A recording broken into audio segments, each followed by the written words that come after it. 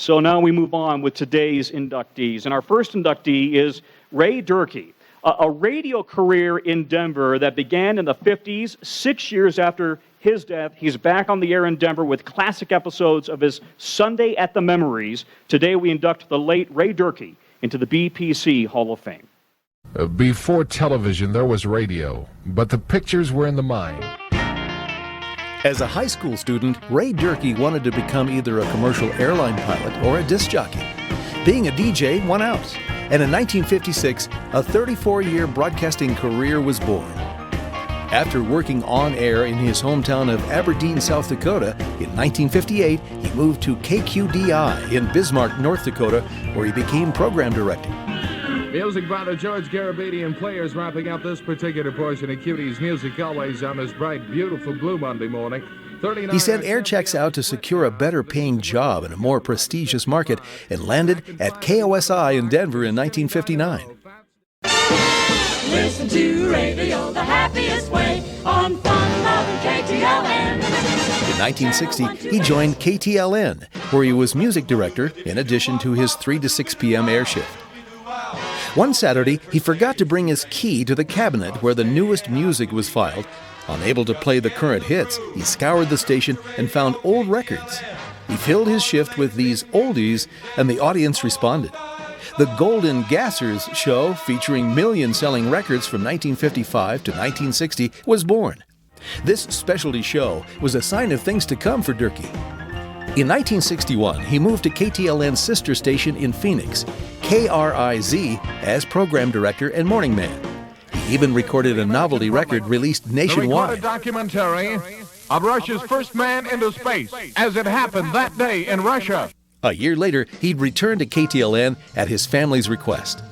When KTLN went all talk, Ray hosted the midday show, At Your Service. He would have rather been playing records. KTLN did allow him to become a pilot, bartering ad time for pilot's training.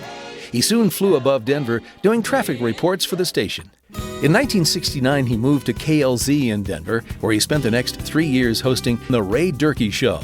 It was while he was on KLZ that KHOW program director Hal Moore took interest in his work.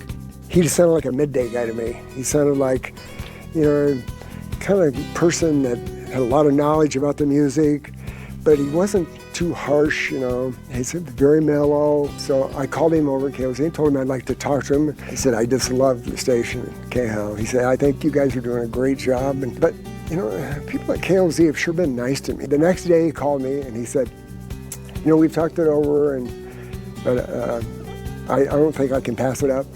In addition to their weekday shift, every jock did a weekend shift. He approached Hal with an idea. He said, I've saved a lot of clips. I've got a lot of tapes and stuff. He said, I just think that I could put something together that would be just more than music. I said, well, sure, give it a try, He started putting that show together, and it evolved into Sunday at the Memories, and it was amazing. Sunday at the Memories. Ray Durkee, KHOW. Hi, this is Ray Durkee, good friends. If you've been following Sunday at the Memories, you know I've been doing charts the past few weeks. This week, 1963. Top 25 songs. A presidential news conference from the very same year. Sunday at the Memories aired on KHOW every Sunday between 10 a.m. and 2 p.m. Sunday at the Memories was a ratings winner, even rivaling Broncos coverage on Crosstown KOA. He just had an encyclopedic memory for this kind of thing, and he loved it so much. And this is back before YouTube and Wikipedia, his knowledge, his mind was so packed with knowledge about the music and the artists, and he would tie it in, obviously, with current events or different things. How about that? Mr. Johnny Cash started cranking out the hits way back there in 1956, and it would not be until 1969 that Mr. Cash would finally get a real million seller. It's his only one. It's called Boy Named Sue. I don't know where he got all that stuff. In 1976, Ray began syndicating Sunday at the Memories while still doing his weekly KHOW show on a handful of stations in the Midwest. For the next 15 years, Sunday at the Memories aired across the United States and even in Guam. At its high point, the show was heard on over 100 stations. Ray retired in 1990. In 2009, Ray passed away at his home in Bismarck. He left an archive of 1,500 plus hours of Sunday at the Memories programming.